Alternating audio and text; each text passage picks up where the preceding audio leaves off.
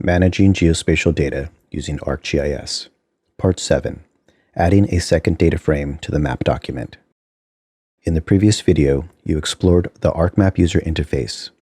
In this video, you'll add a second data frame to the map document. In ArcMap, it is also possible to have multiple data frames in a single map document. From the main menu, select Insert, then Data Frame. The data frame window turns white and the map disappears. In ArcMap's current view setting, called the Data View, only one data frame at a time is visible. You can switch back and forth between multiple data frames by activating them. To demonstrate this feature, right-click on the frame titled Humboldt County Fire Hydrants and select Activate. Switch back to the new data frame using the same method. Right-click on it, then choose Activate. Rename the new data frame. Call the data frame Election Precinct Map. Add the Election Precinct shapefile from the working folder to the new data frame. One of the most powerful features of GIS software is the connection between a database and the map.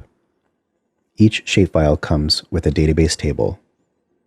In ArcMap, you refer to the database table as an attribute table. To view the attribute table, right-click on the election precincts in the table of contents and select Open Attribute Table from the contextual menu. The first time you open the attribute table, it will appear floating above the map. Click and drag your attribute table towards the bottom of ArcMap. As you drag, position your cursor over the blue arrow that appears near the bottom. When you place your cursor over the blue arrow, the attribute table will snap to the bottom of ArcMap. The attribute table and the map are directly related.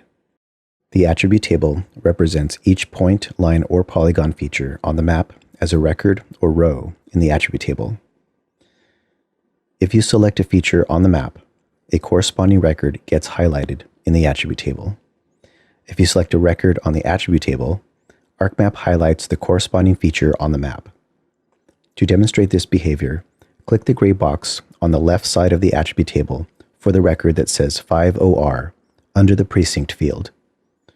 ArcMap highlights the polygon representing precinct 50R on the map.